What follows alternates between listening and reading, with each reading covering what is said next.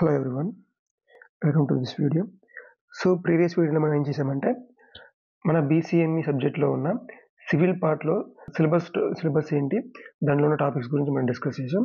So ఈ వీడియోలో ఏంటంటే మనకి ఈ ఫస్ట్ యూనిట్లో ఉన్న బేసిక్స్ ఆఫ్ సివిల్ ఇంజనీర్స్లో దాంట్లో ఉన్న ఫస్ట్ టాపిక్ గురించి మనం తెలుసుకుందాం. సో ఆ ఫస్ట్ టాపిక్ ఏంటంటే ఫస్ట్ది ఈ రోల్ ఆఫ్ సివిల్ ఇంజనీరింగ్ అనమాట. సో ఈ రోల్ ఆఫ్ సివిల్ ఇంజనీరింగ్లో ఏంటంటే మన ఈ రోల్ అంటే సివిల్ ఇంజనీర్స్ అనే వాళ్ళు ఎటువంటి రోల్స్ ప్లే చేస్తాడు అనేది మనం తెలుసుకుందాం ఇప్పుడు. సో యాక్చువల్గా ఏంటంటే ఈ సివిల్ ఇంజనీర్స్ వాళ్ళు ఫస్ట్ ఆఫ్ ఆల్ మనకి ఏం చేస్తారంటే నార్మల్గా ఏ ఫీల్డ్ తీసుకున్నా కూడా ఏంటంటే ఫస్ట్ డిజైన్ చేస్తాడు, దాని తర్వాత డెవలప్మెంట్ చేస్తాడు, తర్వాత ప్లానింగ్ అండ్ ఎగ్జిక్యూషన్ చేస్తారు. దాని తర్వాత సో నెక్స్ట్ ఏం చేస్తారంటే మానిటరింగ్ చేస్తూ ఉంటారు. ఓకేనా. సో మనం ఏ ఫీల్డ్ తీసుకున్నా కూడా ఏంటంటే ఈ సివిల్ ఇంజనీర్స్ చదువుతున్న ఫస్ట్ డిజైన్ చేస్తారు, డెవలప్మెంట్ చేస్తారు, ప్లానింగ్ అండ్ ఎగ్జిక్యూషన్ చేస్తారు, మానిటరింగ్ చేస్తారు. సో ఈ డిజైన్ ఎందుకంటే మనం ఏదైనా ఒక పర్టికులర్గా ఒక కన్స్ట్రక్షన్ చేయాలంటే దానికి సపరేట్గా ఒక ప్లానింగ్ అండ్ ఒక డిజైన్ ఉంటుంది. ఓకేనా. సో ఈ ప్లానింగ్ అండ్ డిజైనింగ్లో ఏంటంటే మనకి సో మనం ఏదైతే ఫర్ ఎగ్జాంపుల్ మనం ఒక హౌస్ కన్స్ట్రక్షన్ చేయాలని చెప్పి అనుకుంటున్నాం. ఒక హౌస్ కన్స్ట్రక్షన్ చేయాలంటే మనకి ఏ టైప్ ఆఫ్ మనం మెటీరియల్ వాడాలి, ఎంత ప్లాన్ వర్క్ అంటే ఈ టైప్ ఆఫ్ మెటీరియల్లో కూడా క్వాలిటీ ఆఫ్ మెటీరియల్ అని ఏం వాడాలి, దాంట్లో ఈ క్వాలిటీ ఆఫ్ మెటీరియల్ వాడిన తర్వాత దాని యొక్క ప్రోగ్రెస్ అంటే ఏంటి అని దాని గురించి చెప్తారన్నమాట. ఈ డిజైన్లో ఏంటంటే నార్మల్గా ఒక బిల్డింగ్ కన్స్ట్రక్షన్ చేయడానికి ఎటువంటి మెథడ్స్, అలాగే quality of material, methods of construction, ఇవన్నీ పాయింట్స్ కన్సిడరేషన్ చేసుకొని డిజైన్ చేస్తారనమాట. డెవలప్డ్ ఏరియా ఏదైతే ఉంటుందో ఇప్పుడు ఫర్ ఎగ్జాంపుల్ మనకి ఇక్కడ రోడ్ కన్స్ట్రక్షన్ సాయిల్ అనేది రెగ్యులర్గా ఉంది, ఇక్కడ రోడ్ కన్స్ట్రక్షన్ చేయాలి. సో ఇక్కడ ఈ రోడ్ కన్స్ట్రక్షన్ చేశారనుకోండి, దాన్ని నథింగ్ బట్ డెవలప్మెంట్ అంటారు. సో ఎప్పుడైతే ఈ రోడ్ కన్స్ట్రక్షన్ చేసిన తర్వాత దానికి ఎప్పుడైతే ఈజీ వే ఆఫ్ ట్రాన్స్పోర్టేషన్ జరుగుతుందో సో ఈ ట్రాన్స్పోర్టేషన్ బేస్ చేసుకొని ఆ చుట్టూ ఉన్న ఏరియా మొత్తం అనేది డెవలప్మెంట్ అవుతుందన్నమాట. సో దాన్ని నథింగ్ బట్ ఏమంటారంటే ఇన్ఫ్రాస్ట్రక్చర్ డెవలప్మెంట్ అంటారు. ఓకేనా. దాన్ని ఇన్ఫ్రాస్ట్రక్చర్ డెవలప్మెంట్ అంటారు. దాని తర్వాత ఏం చేస్తారంటే ప్లానింగ్.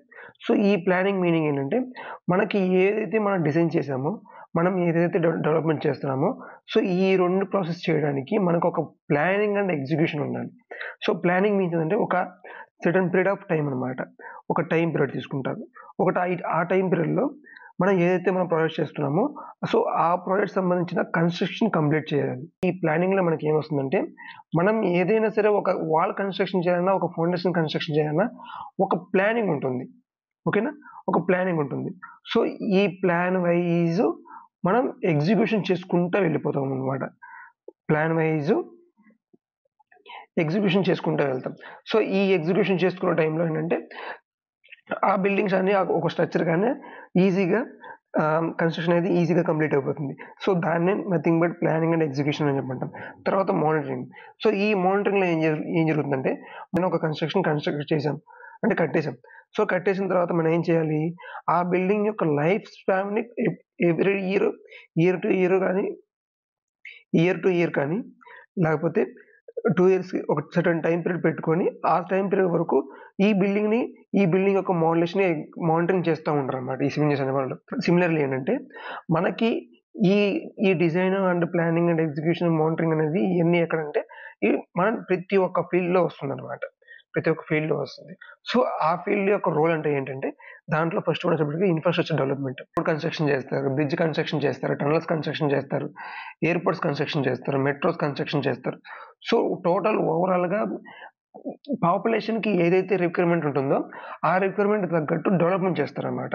సో దాన్ని నథింగ్ బట్ ఏమంటారంటే ఇన్ఫ్రాస్ట్రక్చర్ డెవలప్మెంట్ అంటారు. దాని తర్వాత హౌసింగ్ అండ్ అర్బన్ డెవలప్మెంట్.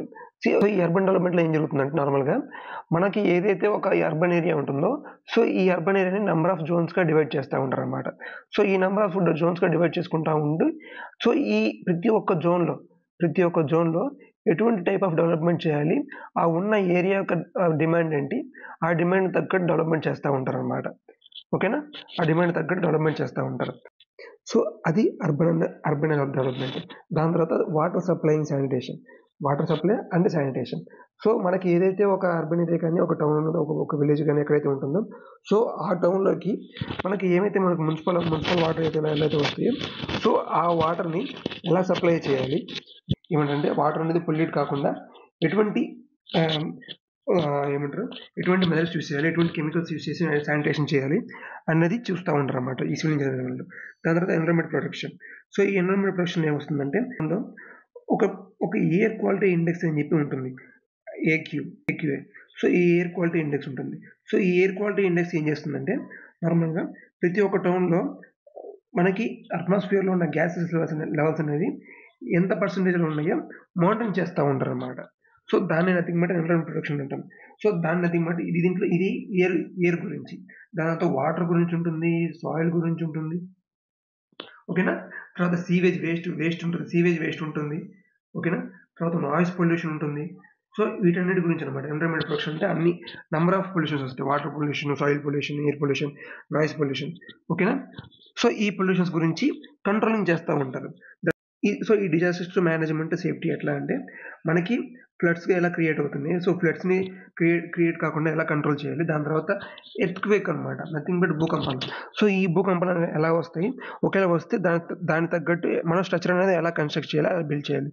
దాని తర్వాత సైక్లోన్స్, ఒకవేళ సైక్లోన్స్ వస్తే ఎక్కువ ప్రాపర్టీ డ్యామేజ్ కాకుండా, ఎక్కువ పీపుల్ యొక్క లైఫ్ని పీపుల్ లాస్ కాకుండా, ఎక్కువ ఎకనామీ అనేది లాస్ కాకుండా చూస్తూ ఉంటారు అన్నమాట, సేఫ్టీ మెజర్మెంట్ చేస్తూ ఉంటారు.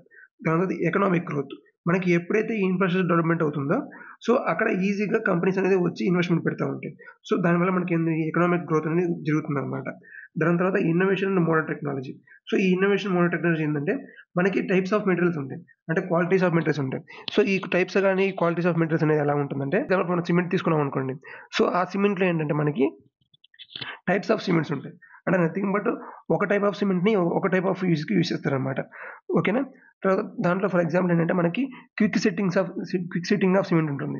So quick setting of cement అనేది ఎక్కడ యూజ్ చేస్తారంటే రిపేర్ అండ్ రీహాబిలిటేషన్ ఆఫ్ స్ట్రక్చర్స్లో యూజ్ చేస్తారు. సో మనకి ఎక్కడైతే ఒక స్ట్రక్చర్ దగ్గర ఫెయిల్ వచ్చింది అనుకోండి, సో ఆ ఫెయిల్యూర్స్ దగ్గర ఈ టైప్ ఆఫ్ సిమెంట్ని యూజ్ చేస్తే అది ఈజీగా క్విక్గా సెట్టింగ్ అయిపోతుంది అని చెప్పారు. సంథింగ్ ఒక రీసెర్చ్ కానీ లేకపోతే ఒక మెథడ్ కానీ డెవలప్ చేస్తే దాన్ని nothing but innovation and development అని చెప్పంటాం. దాని తర్వాత సాయిల్ ఇన్వెస్టిగేషన్. సో ఈ సాయిల్ ఇన్వెస్టిగేషన్లో మనకి ఏమొస్తుందంటే నార్మల్గా మనకి ఏదైతే మనకు సాయిల్ ఉంటుందో సో ఈ సాయిల్ యొక్క ప్రాపర్టీస్ అనేది ఎలా ఉంటుంది, ఓకేనా. ఈ సాయిల్ యొక్క ప్రాపర్టీస్ అనేది ఎలా ఉంటుంది. సో ఈ సాయిల్లో మన కన్స్ట్రక్షన్ చేయకూడదా, ఒకవేళ కన్స్ట్రక్షన్ చేస్తే ఎంత హైట్ వరకు మనం బిల్డింగ్ అనేది మనం కన్స్ట్రక్షన్ చేసుకోవచ్చు అనేది యూజ్ చేస్తాం. దాని తర్వాత అగ్రికల్చర్ ల్యాండ్ ఉంటుంది, నథింగ్ బట్ ఒక టౌన్లో అగ్రికల్చర్ ల్యాండ్స్ ఉంటాయి. ఏ టైప్ ఆఫ్ క్రాప్ని మనం వేయాలో వీళ్ళు చెప్తూ ఉంటారు అనమాట, ఓకేనా. తర్వాత కన్స్ట్రక్షన్ మేనేజ్మెంట్, అంటే ఈ కన్స్ట్రక్షన్ మేనేజ్మెంట్ ఎట్లా ఉంటుందంటే ఫర్ ఎగ్జాంపుల్ మనకి ఒక బిల్డింగ్ కన్స్ట్రక్షన్ చేయమని చెప్పి 1 year కాంట్రాక్ట్ ఇచ్చారు.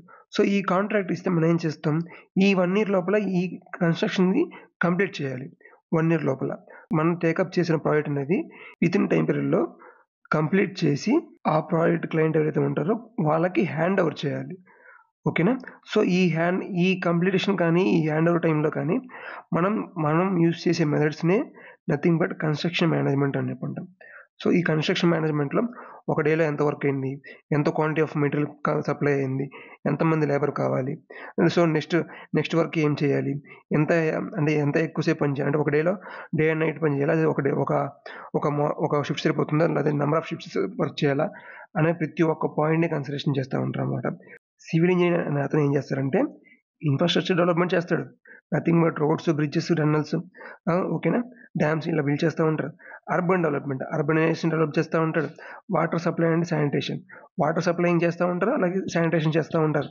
తర్వాత ఎన్విరాన్మెంట్ ప్రొటెక్షన్, సో ఎన్విరాన్మెంట్ ప్రొటెక్షన్లో పొల్యూషన్ కంట్రోల్ చేస్తూ ఉంటారు అనమాట.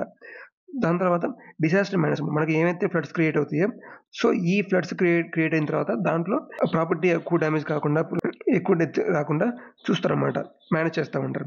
తర్వాత ఎకనామిక్ గ్రోత్ చేస్తూ ఉంటారు. తర్వాత మోడర్న్ టెక్నాలజీ, అంటే న్యూ థింగ్స్ అనమాట, న్యూ మెటీరియల్స్ కనుక్కుంటారు. తర్వాత సాయిల్ ఇన్వెస్టిగేషన్, సో ఈ సాయిల్ ఇన్వెస్టిగేషన్లో మనం ఏం చేస్తామంటే నార్మల్గా సాయిల్ యొక్క ప్రాపర్టీ మనం చూస్తూ ఉంటాం అనమాట, సాయిల్ యొక్క ప్రాపర్టీ. తర్వాత కన్స్ట్రక్షన్ మేనేజ్మెంట్, సో ఈ కన్స్ట్రక్షన్ మేనేజ్మెంట్ అనేది మనం ప్రాజెక్ట్ తీసుకుని టేకప్ చేసిన దగ్గర నుంచి కంప్లీట్ చేసి హ్యాండ్ ఓవర్ చేసేంత వరకు మనం ఏదైతే మనం మెథడ్స్ వాడతామో సో దాన్ని నథింగ్ బట్ కన్స్ట్రక్షన్ మేనేజ్మెంట్ అంటారు. సో ఈ కన్స్ట్రక్షన్ మేనేజ్మెంట్ అనేది ఎక్కడ యూజ్ చేస్తారు రెగ్యులర్గా, హెవీ బిల్డింగ్స్ ఏవైతే ఉంటాయో ఆ హెవీ బిల్డింగ్స్ కానీ, ఏదైనా ఒక బ్రిడ్జ్ కానీ, లేకపోతే ఒక డ్యామ్ కన్స్ట్రక్షన్ చేసేటప్పుడు కానీ, సో ఇలా హెవీ వర్క్స్ ఏమైతే ఉంటాయో సో ఈ హెవీ వర్క్స్ని కంప్లీట్ చేసుకునే టైంలో ఈ కన్స్ట్రక్షన్ మేనేజ్మెంట్ అనేది యూజ్ అవుతుందన్నమాట. సో, ఈ టాపిక్ మీకు అర్థమైందనుకుంటాను. Thanks for watching.